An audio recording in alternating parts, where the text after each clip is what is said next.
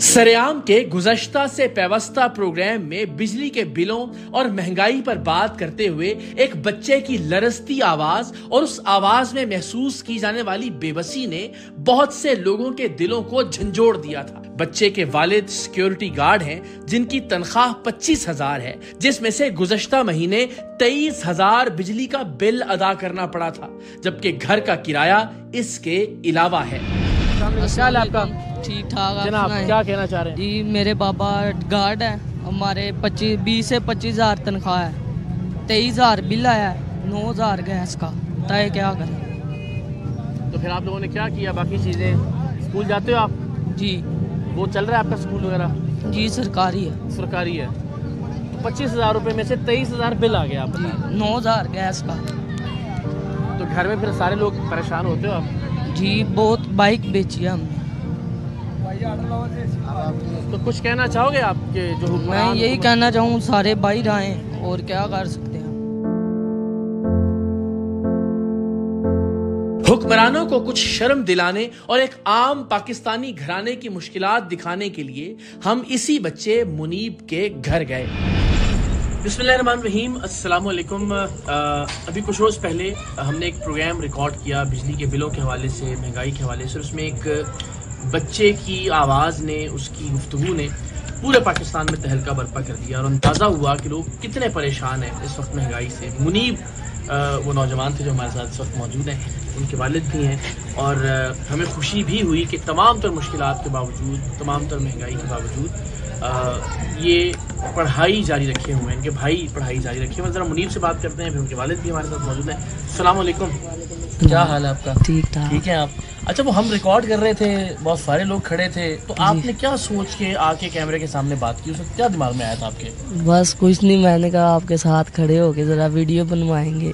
और वो जो आपने जब कहा तो उसमें आपकी आवाज़ में लग रहा था कि आपकी को वाकई मुश्किल है, और आपकी आवाज़ में तकलीफ़ भी थी जिसको लोगों ने महसूस भी किया। जी जी। तो वो आप रोते रोते बस? जी नहीं, बस दिल से जो आवाज़ निकलती वही थी। वही थी। अच्छा, तो जब आप आए तो उस वक्त क्या सूरत हाल थी? घर में क्या बिजली का बिल कितना था, गैस का बिल क्या था? बिल बिजली का भी आया था तकरीबन मेरे ख्याल 23,000 था, प्लस गैस का भी आया था, और किराया भी था। किराया तो मैंने तब बताया नहीं था, लेकिन किराया भी है। तो यही सूरत हाल है, किराया वगैरह बिल। तो बाबा परेशान बैठे हुए थे घर, मैंने देखा आगे, तो वैसे मैंने कहा क्या हुआ? कहते बिजली का बिल और किराया ये वो। फिर मैंने कहा आप बताएं हम क्या कर सकते हैं। तो आप जब बाबा को परेशान देखते हो तो फिर आप खुद क्या महसूस करते हो उसमें? हम भी यही करते हैं, वो हमारे लिए इतना कुछ कर सकते हैं, हम भी कुछ करें। जब परेशान देख के परेशानी होती है। जी जी, बहुत ज़्यादा। मुनीब भी बताओ कि जब इतनी सारी बिजली का बिल देना है, गैस का बिल देना है, किराया देना है, फिर बाकी और सारी चीज़ें, तो कितनी ऐसी ख्वाहिशें हैं कि जो पूरी नहीं होती? सोचता तो इंसान बहुत कुछ है ना? बहुत कुछ, बहुत ख्वाहिशें हैं जो नहीं पूरी हो सकती। अभी तो कोई नहीं, अल्लाह पाक करम करेगा, आगे जाके जो भी होगा। लेकिन अभी तक क्या है?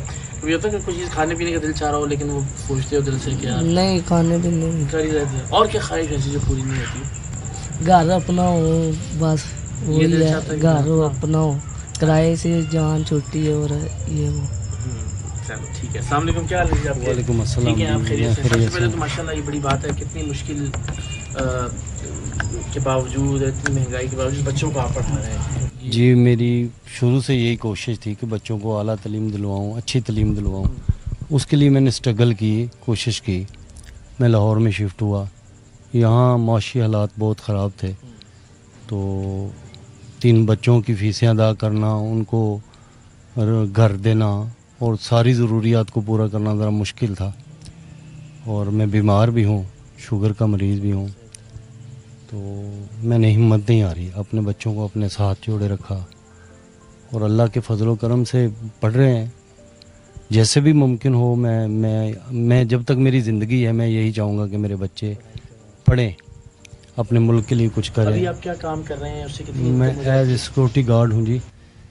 कुल मिला जुला के 30,000 के लगभग हो जाती है, और फिर उसके अलावा भी थोड़ा बहुत काम कर लेता हूँ। कहीं से कोई काम आ गया तो कर लिया, ना आया तो फिर मुश्किल होती है, क्योंकि मरीज़ बंदा हूँ। ड्यूटी करने के बाद फिर ہمت نہیں ہوتی. اور ابھی ہم جب گرمی کی بات کر رہے ہیں ملک بھر میں اتنی کہہ رہے ہو کہ شاید آج سے پہلے 1,00,000 سال میں اتنی گرمی نہیں پڑی, تو اس گرمی کے اندر ڈیوٹی کرنا اور پھر ڈیوٹی کرتے ہوئے یہ سوچنا کہ یار یہ مشکلات جی ہیں. مشکل تو ہوتی ہیں ڈیوٹیاں آپ کو پتہ ہے ڈیوٹی مشکل ہوتی ہے. تو اپنے ملک کا سوچ کے دل دکھتا ہے کہ ہمارا یہ ملک اتنا پیارا ملک ہے, اور پیچھے سے لے کے آج تک جو پالیسیاں حکومتوں نے بنائی انہوں نے ہمارے ملک کا بیڑا غرق کر دیا. اپنی تکلیف ہوتی ہے, وہ تو انسان کو ہوتی ہے, لیکن جب اپنے ملک کے بارے میں سوچتے ہیں تو پھر دل روتا ہے کہ کن لوگوں کے ہاتھ میں ہماری بھاگ دوڑ آ گئی, کہاں چلے گئے ہم.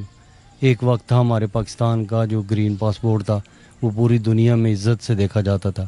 اب دوسری دنیا میں آپ دیکھ لیں کہ ہماری کیا رسپیکٹ ہے, کیا عزت ہے. ہم اپنے گھر کا رونا روئیں, اپنے ملک کا رونا روئیں, یا کیا کریں, مشکل ہوتا ہے. تو آپ کی اپنی تعلیم کیا تھی؟ جی میں نے تو میٹرک ہی کیا تھا, تو اس کے بعد پھر یہی خواہش تھی کہ میں آگے نہیں پڑھ سکا تو چلو میرے بچے آگے چلے جائیں. ابھی جو آپ سمجھتے ہیں تعلیم, ظاہر ہے سرکاری اسکولوں میں تو ہم جانتے ہیں تعلیم کا معیار, تو کیا اس طرح کی تعلیم آپ افورڈ کر پا رہے ہیں جیسی چاہتے ہیں؟ جی بہت مشکل ہوتی ہے سر, ایسے کیسے ممکن ہے. آپ خود دیکھ لیں جن بڑے اسکولوں میں بچے پڑھتے ہیں لوگوں کے جو افورڈ کر سکتے ہیں وہاں تو ہم نہیں جا سکتے, بہت مشکل ہوتی ہے.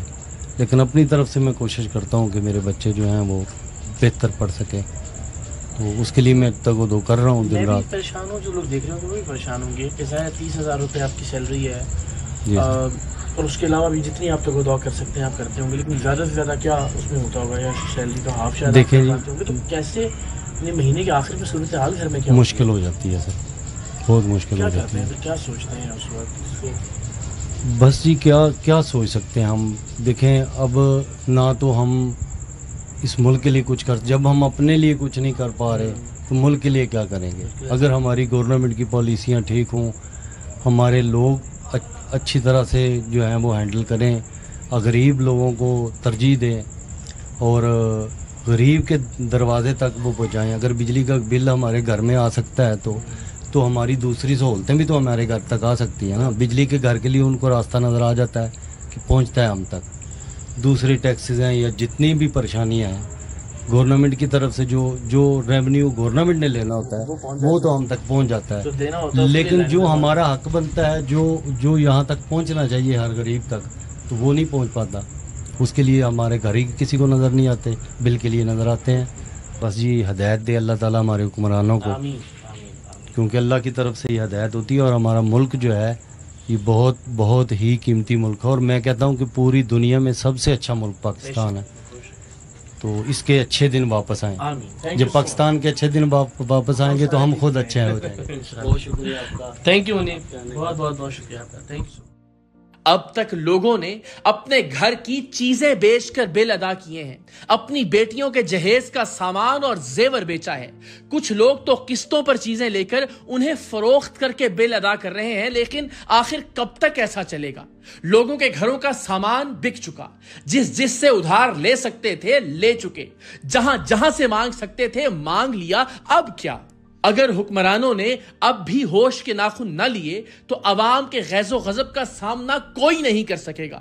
ان مظلوموں پر رحم کیجئے, ورنہ یہ کل آپ پر بھی رحم نہیں کریں گے.